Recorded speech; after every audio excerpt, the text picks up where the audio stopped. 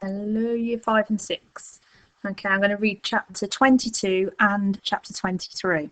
Hopefully you've got your questions ready to answer on chapter 22. Hands in the darkness. I really hope this wasn't a mistake. Daniel stood so close to the new doorway that his nose almost touched the cold black surface. His heart banged in his chest. If Sharp's plan was a success, then Mr. Silver might be just the other side of the door. Something wrong? Sharp stood a few meters behind, hands grasping his cane tight. He sounded impatient. I'm just wondering what we're going to find, said Daniel, recalling the last time he broke the rules.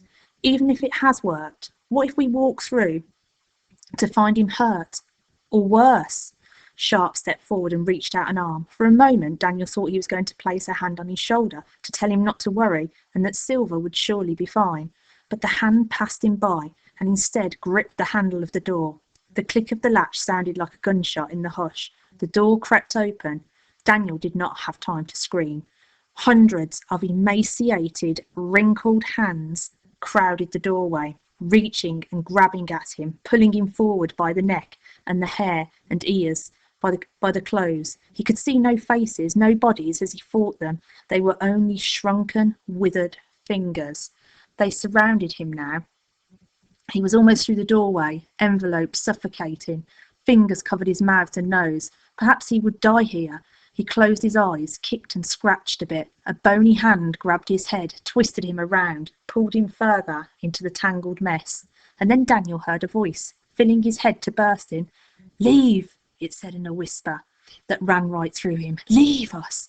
Slowly the hands released Daniel, and he wriggled and squirmed, feeling less crushing pressure, fewer cold grips. Another hand grabbed his own, this one warm, and he was heaved forwards. He landed on the cold emporium floor, on his hands and knees, gasping, clutching his throat. "The book! Do you still have the book?" Sharp stood over him, his eyes bulging. Daniel felt for his pocket. His shaking fingers touched upon the book. He nodded. Sharp spun away, towards the open door, where hundreds of hands reached and clawed and grasped at the air. He grabbed the door, tried to pull it shut, but the hands refused, fought against him. Sharp did not give up. He opened his mouth and yelled, a guttural scream from the depths of his belly. He pulled so hard that angry veins appeared on his neck and his forehead. Slowly, the door began to close until the latch clicked, and Sharp collapsed against the wood, holding it shut with all of his weight and strength. "Get rid of it," he yelled at Daniel. The words shook Daniel from his gaze. He reached into his pocket, pulled out the book and found the right page, tearing it from the book. He ran to the nearest flickering lamp and held the paper to the flame, where it turned to glowing ash and scattered.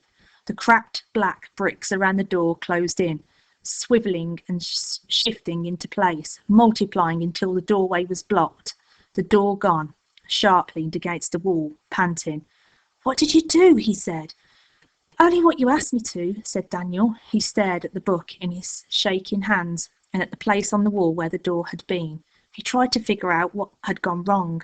Last time he'd written in the book without permission, Mr. Silver had explained that there was a reason things had gone out of control. In trying to bring back his parents from the dead, Daniel had crossed an impossible and dangerous line. This time he attempted no such thing, only a simple doorway leading to Mr. Silver.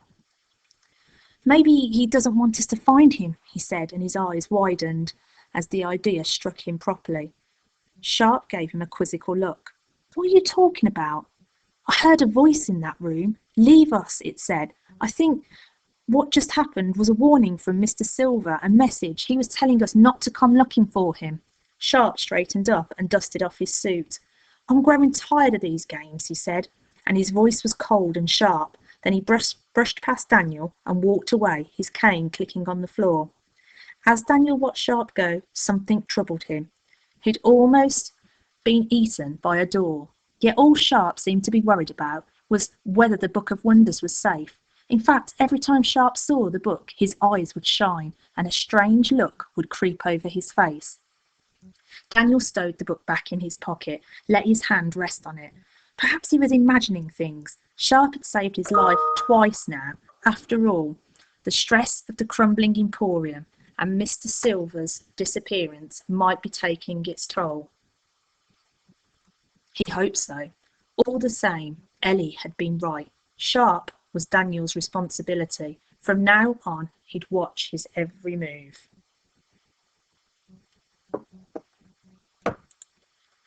Okay, chapter 23, Creation. Edinburgh, June 1896. A pair of well-worn grey shoes stepped from the train carriage onto the platform of Edinburgh's Waverley station. Lucian Silver had come home. His handsome face was now a little more lived in.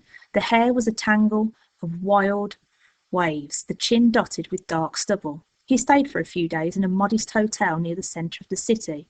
He walked the wide streets, occasionally stumbling upon a building or a point of view that would spark hazy memories of rare trips outside the walls of Castleford Home for Lost Boys. On his third day, Lucian discovered the empty building in one of Edinburgh's narrow back streets. He asked around, learning that the shop belonged to an elderly baker who had retired and left it empty. On the morning of Lucian's fourth day back in Edinburgh, word of something remarkable began to spread. The old baker's shop was gone. It had been replaced, overnight it seemed, with a grand building made of sparkling black stone, an emporium of some sort, though nobody was exactly sure what it might sell. Some described the place as a living dream. Some said that the young man who ran the shop must be a genius, an illusionist with no equal for inside the shop.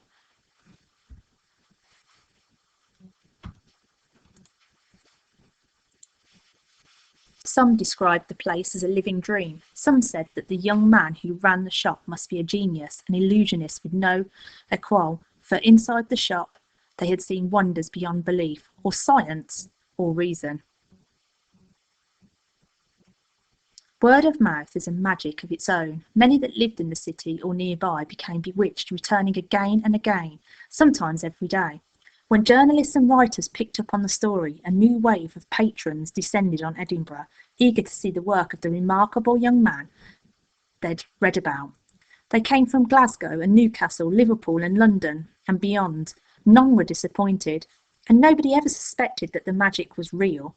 Lucian lined his pockets with more money than he ever imagined. He barely slept. His days were spent running the emporium, his nights imagining new wonders to capture the imagination of the public. With every stroke of the pen he would remember Vindictus Sharp's cold words in the graveyard, words that fueled his every move. "You will never be better than me. I rescued you from the gutter, and that is where I expect you to return." Lucian had no intention of ever returning to the gutter. He wished beyond anything that one day Sharp would walk through the doors. Then he would laugh in his face, and Sharp would be forced to admit the cleverness of Lucian's magic. In the meantime, the Nowhere Emporium was open for business. Yes, indeed, and business was booming.